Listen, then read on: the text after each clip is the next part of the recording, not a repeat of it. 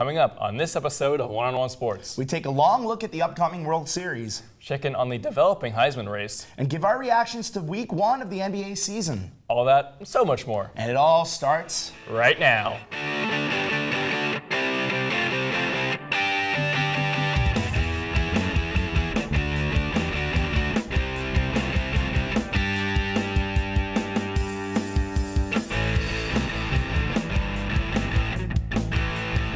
Hello and welcome to this episode of One-on-One Sports. I'm Andrew Vandellis. And I'm Matt Holzappel. It's October, which means the sports world is in full swing. But before we get into all of that, Andrew and I are going to start with the quick hitters.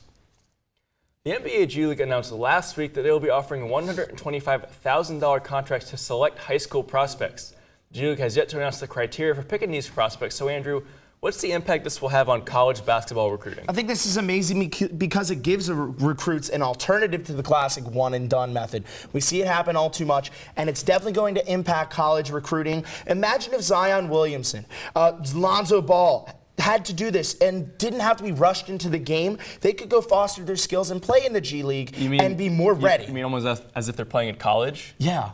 They can already do that. This is terrible. I hate this, and here's why. What a foreign concept, The one-and-done rule is the NBA's rule. So why is the NBA saying, well, let's just skip college and go to the G League? Why don't they just not take away the rule and stop making people go to college? That eliminates this whole thing altogether. So are you against this? I'm not against it. I just think it's against their own interests, and I don't understand why they're doing it at all. I like it, though, because it impacts it, because we could see top 5 recruits drop out and go to this. We could see, them market the G League games a little bit more, and more importantly, it gives them a chance to get their feet wet in the league with vets who have been in the league and, maybe dropped off a little bit, get insight, or fellow top 5, top 10, top 15 recruits. I get what you're saying.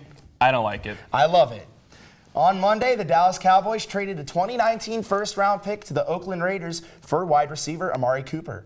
The Cowboys have needed a playmaking receiver, so Matt, is Cooper the receiver the Cowboys have been after, and did they pay too much or too little for him? Amari Cooper can be the receiver because he's been good. He's been to 2 Pro Bowls already. He led the Raiders to their first playoff appearance in over 10 years.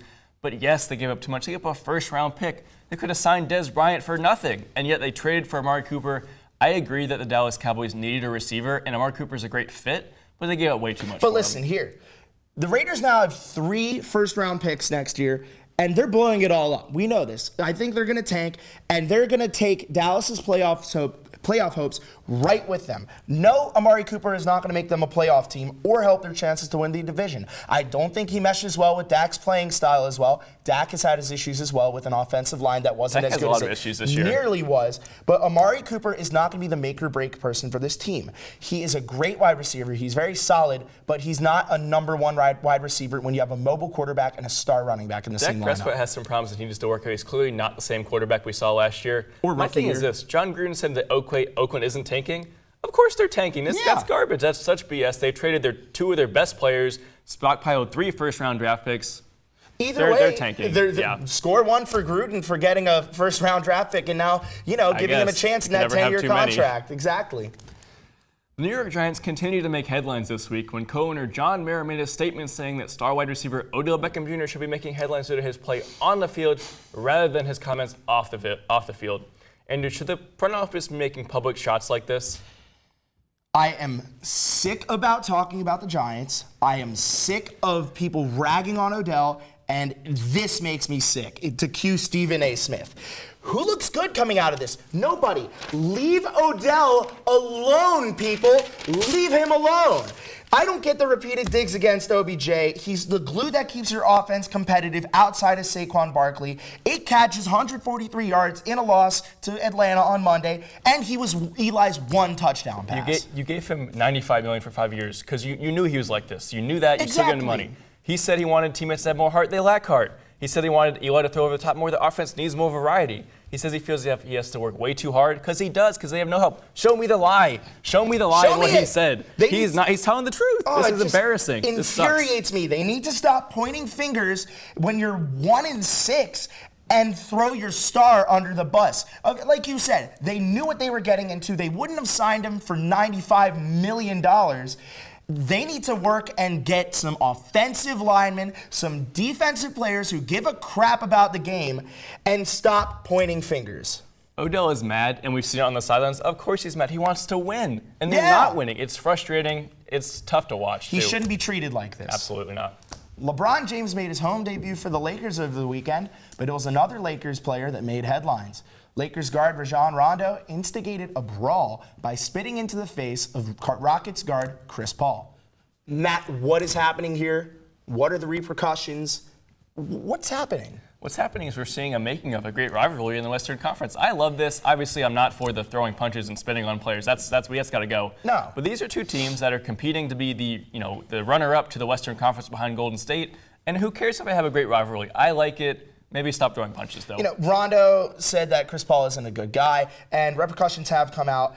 Woj said that Brandon Ingram's going to get 4 games, Rajon Rondo's going to get 3 games, Chris Paul gets 2 game suspension. I agree, it's a beautiful start to a rivalry that'll culminate in the first or second round of the playoffs, which the Warriors will dominate once again. Yeah, I like Brandon Ingram coming across court to defend his teammates, but look, he doesn't want any of P.J. Tucker. P.J. Tucker's a tough dude. Brandon Ingram needs to step back because P.J. Tucker will own him. I think a takeaway from this is LeBron pulling back Chris Paul, as we saw right there, and seeing where he thinks about this. But the punishments have been divvied out. We'll have to see if the NBA will take any further steps. One thing under the radar is that this beef between CP3 and Rondo has been going on for years. CP3 hates that Rondo has a ring. Rondo said he's a bad teammate. A lot of bad blood there for sure. Now that we're warmed up, that's all the time we have for the quick hitters. Stay tuned because up next, I'll be joined at the desk by Drew Gentry for a World Series preview. Once there were 30, now there are only 2 teams left in the 2018 Major League Baseball season. The Dodgers and the Red Sox are set to face off in a titanic World Series that brings together 2 of the most historic and successful franchises in baseball history. Here to break it all down is Drew Gentry. Drew, thank you for joining us.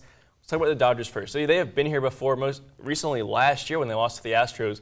How can they avoid back-to-back World Series losses? Well, key is postseason Kershaw. We've heard it over and over again.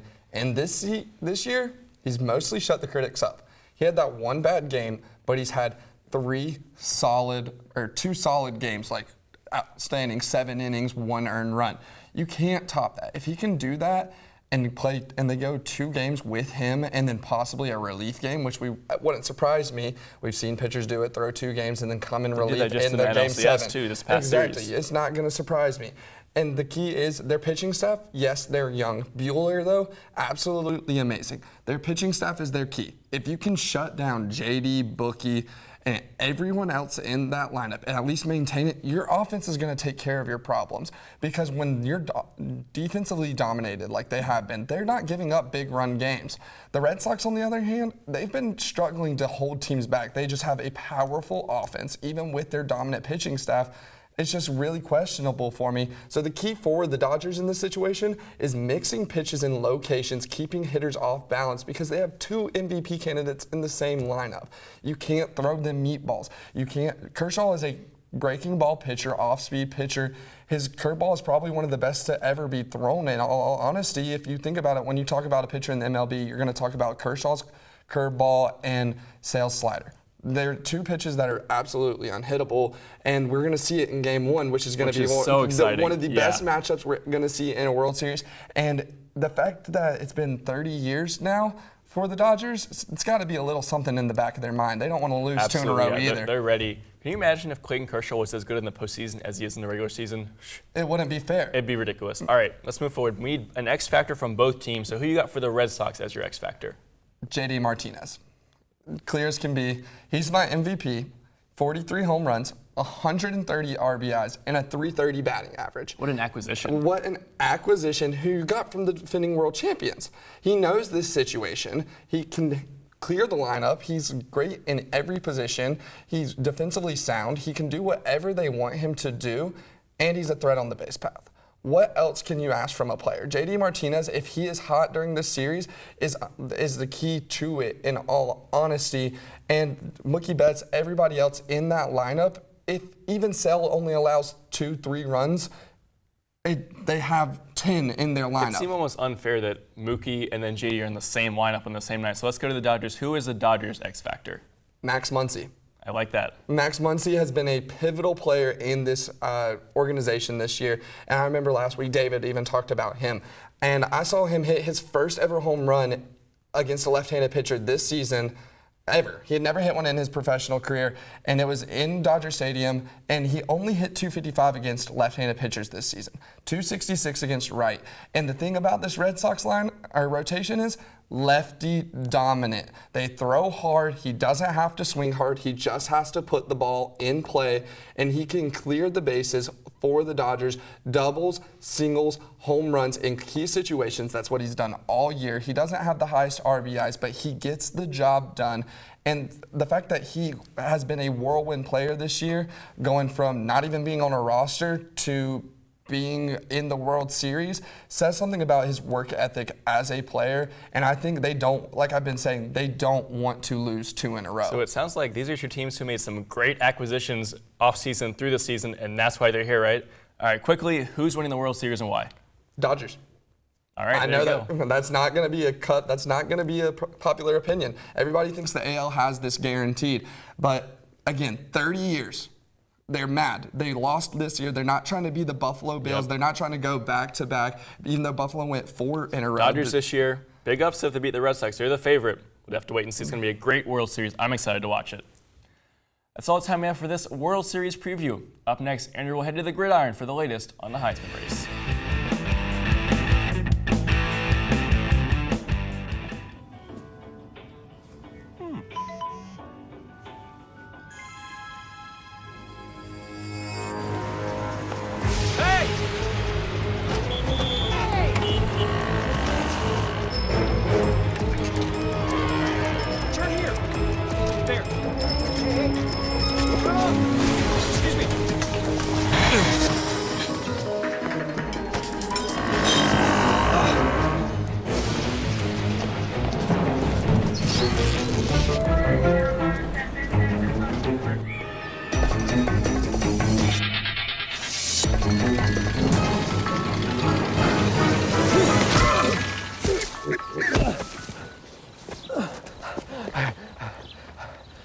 So, same time next week? Well, of course. Put away a few bucks, feel like $1 million. For free tips to help you save, go to Feed the Pig. All right. I know this isn't any fun to talk about, but we should. Okay, so who's gonna do what? I'll pack the dead batteries. Great. I'll only put what I don't need into a duffel bag. Perfect. That's totally unhelpful. No problem. Meanwhile, I will try to comfort everyone by speaking in a calm voice. And I'll try to get the generator going without any gas. Oh, let's not forget the cell phones, which probably won't work. Right. And who is going to handle supplies? I can forget to do a list for us. Thanks, pal. Well, I think we couldn't be any less prepared. I'm proud of you guys. Talk to your kids about who to call, where to meet, what to pack. Visit ready.gov/kids for tips and information.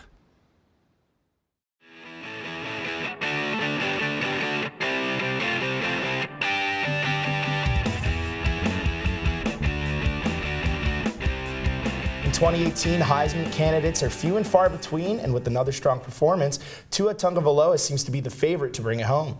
Right now, I'm joined at the desk by David to discuss who will be the one to hoist the trophy in New York. So, David, give me 3 of your favorite players in the running for the Heisman. Well, besides Tua, who I think far and away is the overwhelming favorite right now, hasn't even had to play in the fourth quarter yet this season because Alabama's been so dominant. As per usual. Dwayne Haskins, the quarterback at Ohio State, had 23 touchdowns and only 4 interceptions before the Purdue game, but the Purdue game. What a mess that was. They got absolutely destroyed by the Boilermakers. Now, yes, it was on the road, but Ohio State, the caliber of team that they have, or at least we thought they had, should not have gotten destroyed as badly as they did by Purdue. So his stock just took a major, major hit. He can certainly run with the ball, has a few 100-yard games. They beat Penn State already. They've played well, but the Purdue game, that's going to kill Haskins if he can't rebound from that. And do Absolutely. Who else is on your radar? Kyler Murray, quarterback at Oklahoma, waited his turn, finally got it this year. but I don't see it from him. He hasn't rushed for 100 yards in a game yet. I know, yes, he's a QB, but the dual threat that he is, he should be able to do that, especially against some of the Big 12 defenses, because defense is a foreign concept in the Big 12. They lost the Red River rivalry to Texas. Now, Texas is very good, but they lost that game in Norman, high-scoring game. For Oklahoma, you can't lose the Red River rivalry at home. You just can't. And Kyler Murray is, as the quarterback, he's to blame a good bit for that loss. And they had to go to overtime to beat Army. No disrespect to Army, but Army is not Oklahoma and will not be Oklahoma for any time soon if they continue playing on the streak they have been. So out of the three you just listed, who out of them, besides Tagovailoa, as we mentioned, do you think is the most likely out of that pool to win? I think actually it's probably Murray over Haskins, just because in the Big 12, like I mentioned, the defenses are so bad that he can come out there and he could put up 350, 400 pass yards just because the secondaries in the Big 12 don't know how to play pass coverage. As we've seen with like Patrick Mahomes in the NFL, that translation over Big 12 offense, NFL offense. But that's all the time. But when we come back, we'll head back to the hardwood to discuss some of the craziness surrounding the NBA's opening week.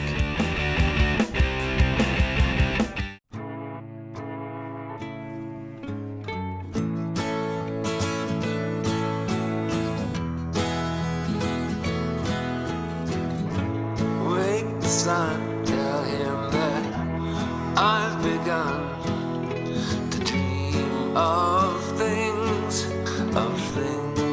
to come, and tell the trees not to look for me. I'm going to find some peace of mind. Wake the sun. Wake the sun, wake the sun, wake the sun.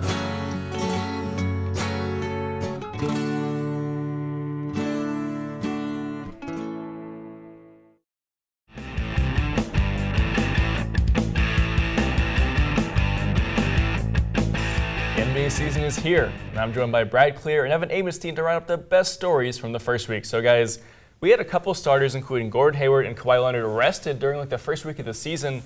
Is this bad? Is this a bad sign for the rest of the season for those guys? No. Kawhi Leonard sat out all but 9 games last season. Gordon Hayward, he got hurt in the first game of the season. Both had season-long injuries that clearly affected them and into the summer. So just giving them time to rest early in the season just to make sure that they're healthy and don't get hurt again. It's a smart move. You play for May and June. You don't play for October. Exactly. It's not even a question. Interesting to note, the Celtics and Raptors both won the games where those two guys were rested, so it worked. They have good teams around them. Plus, those teams have to learn how to win without their star player in order for them to be a successful team.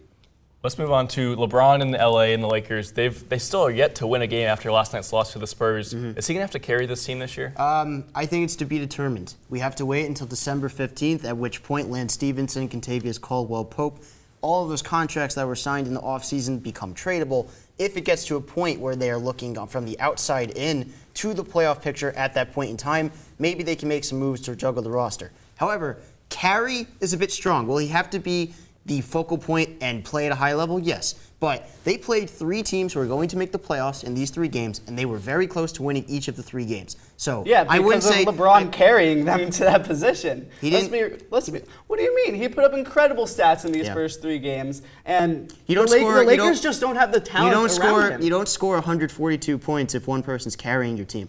Well, you do when you don't play any defense, and that's not on LeBron. But exactly, it's not on LeBron. It's on the rest of his team for not stepping up. No. I wasn't making the point based off of what they gave up. I was making the point the team as a whole scored 142 points.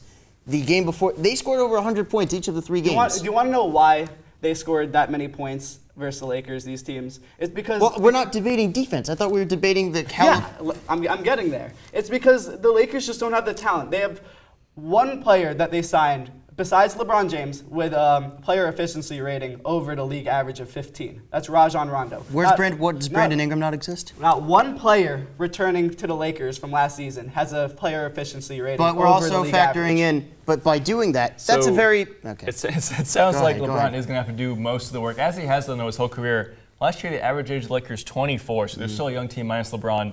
So let's talk about the G League, guys. We know what happened with the G League. They're offering these contracts to players to play there instead of going to college. How is this going to affect the development of the next generation stars, Evan? I think this is kind of like an alternative to going to Europe for players. We've seen it with a couple cases in Brandon Jennings, Emmanuel Mudiay. They decide to go abroad instead of going to college, and they make a little bit of money there. They still both were top 10 picks in their respective drafts, but it hasn't really worked out for both of them. Mudiay is struggling on the Knicks right now. He's not even in the rotation. Jennings, he's in China right now. Hasn't really worked out for them. I'm kind of worried that going to the G League, it's kind of going to result in the same thing. I think the structure of college and having scouts go to all those games and playing against people your age and only against people your age too. I think it's very important. Let's look at a prime example that just happened recently. Darius Baisley left Syracuse to go play in the G League, and his agent Rich Paul advised him that it was not worth doing so. $125,000 relative to the sum that you will get once you're in the NBA is minuscule. To get your draft stock in the best position possible and to have the best enjoyable one-year experience, you go the college route. I think the G League, where you're seeing guys play against older veterans who have something to prove, it's not going to help draft stocks. It's going to hurt draft stocks. Exactly. We saw that work that happened with Mitchell Robinson. He was a top 10 talent coming out of high school. He drops out of Western Kentucky to train on his own, and he became a second-round pick. Training on your own is fine. We haven't seen too many instances where college hurts players, so I don't see why they don't do that. It's going to be interesting to see, though, moving forward, how the G League is impacting that recruiting, though. Up next, we got Blake, Josh, and Andrew talking about NFL awards. Stick around.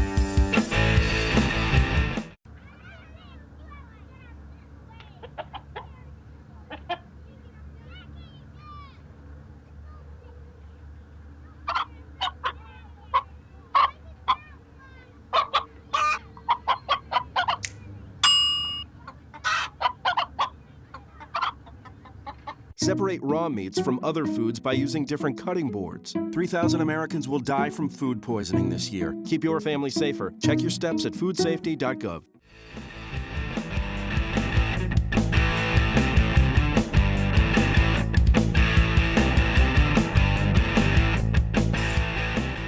We are halfway through the NFL season, and we've seen many players across the league dominate the competition. With that in mind, I'm joined at the desk by Blake and Josh to discuss who wins our NFL midseason awards. So, Blake, we'll start with Coach of the Year. Who you got? I have Andy Reid of the Kansas City Chiefs. I think he is the most deserving of the award this year, and I'll tell you why.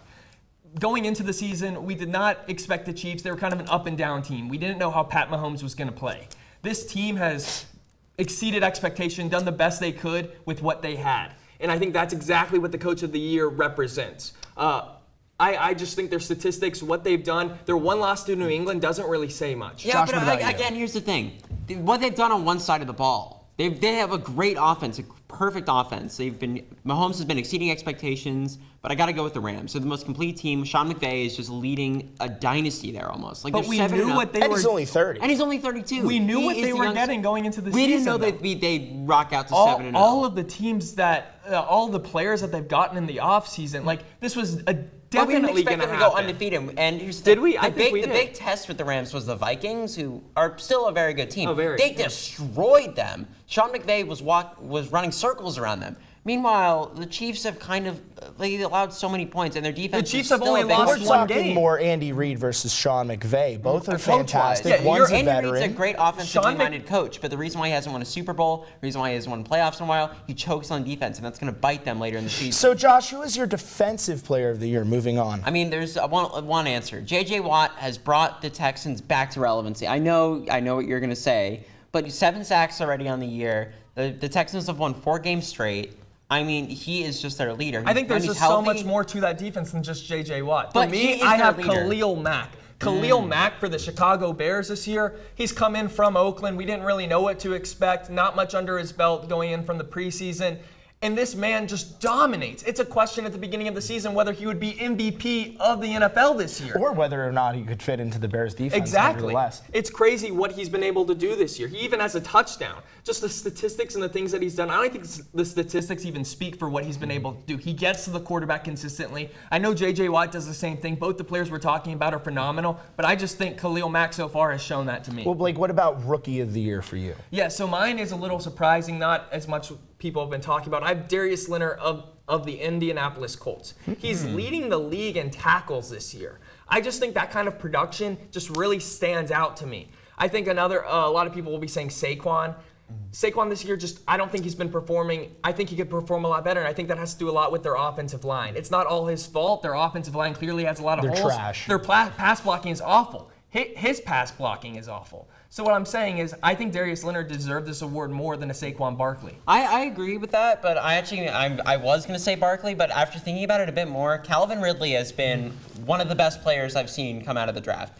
I was so shocked when the Panthers didn't take him. They took DJ Moore over him, and the jury's still out on Moore. But Calvin Ridley is leading the Falcons in touchdowns right now. Yeah, but I think Julio hasn't caught anything. He just has touchdowns. He's got some receptions. He's got some good yards. He's got 392 yards on the season. He's not like leading the league. He's slowed down the past few games. He's good red zone threat. He's good, reliable target for Matt Ryan. I mean, he's come out and been the best rookie I've seen in a long Josh, time. what about your MVP? I mean, there's only one answer, Todd Gurley. I mean, he's leading the league in rushing yards. He's got the most yards from scrimmage. He's got touchdowns galore. He's got 11 already. I mean, Todd Gurley is just insane. He's on pace to score 30 you look like touchdowns. you agree. Oh, I completely agree. I looked at my other options at the beginning of the season. I was kind of looking at Pat Mahomes the way he was playing. But just Todd Gurley, just what he has done is just absolutely crazy. I agree with Josh. He is the MVP. Well, that's all the time we have for the NFL. Don't go away. When we come back, I'll be joined by Matt to talk about some of the best World Series moments. Stay tuned.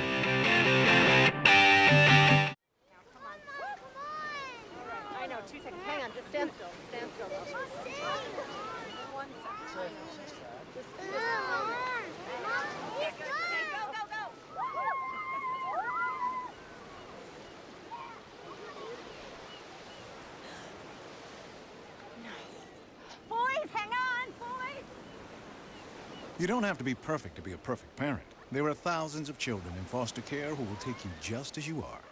Take a look under your bed. Find stuff under there? What about jobs? No? Now try your closet. Still no jobs, just more stuff? Well, you really have both. See, stuff is defined as household articles considered as a group. Sometimes this stuff is no longer needed. Wait, no longer needed? That can't be right. Because remember those jobs you were looking for? Those are really needed. And they're the stuff inside your stuff. Our job is to unlock those jobs. And it starts when you donate your stuff to your local Goodwill. Here's how we do it. When you donate to Goodwill, we sell your stuff to provide job training for people right here in your community. So just by teaming up with Goodwill, you help create jobs. And isn't that worth parting with the leftover keytar from your 80s cover band? Goodwill. Donate stuff, create jobs.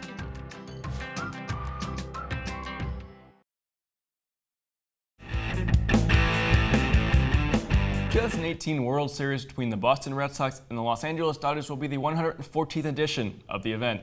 And with many fantastic World Series matchups, what is the best moment in your mind in World Series history? I'm going to go with the controversial classic, Babe Ruth's called shot, the 1932 World Series. In the fifth inning, Yankees were tied 4-4 with the Cubs. Babe Ruth, according to legend, pointed at the Cubs pitcher Charlie Root and pointed to center field. And right after, he crushed a homer, right where he called it, to center field. The Yankees would sweep the Cubs. The history of it has been debated. Did he call it, though? But it's amazing. Are we 100% sure? I don't know, but either way. Was I there? I'll give you that. If it did happen, it was a great story. That was and I 100% agree with you. 6 years before my lifetime, I wouldn't know. I said Kirk Gibson's home run in the 1988 World Series. So the Dodgers, here we go again. Dodgers were the heavy underdog against the Oakland Athletics. Game 1, Kirk Gibson comes up in the 9th inning with LA down. He's got a pulled hamstring, a swollen leg. He can barely walk. Using only upper body strength, he belts a home run over the left field wall on a hanging slider, a backdoor slider, I should say. They win that game. They win the entire World Series. And you see Kirk Gibson hobbling along the base path. It is an image that has stayed with MLB history throughout history. it exemplifies World Series and that drama is great. Some great moments that we might see. I hope we get some come more. October, yeah. That's exciting. That's all the time we have for this episode of One-on-One Sports. Huge shout out goes out to all of our producers, crew, talent, and you, the viewer, for tuning in. If you like what you saw and want to see more, be sure to check us out on Facebook, YouTube, Twitter, and Instagram, all at One-on-One Sports. That's all from us here at the studio. So until next time, whose side are you on?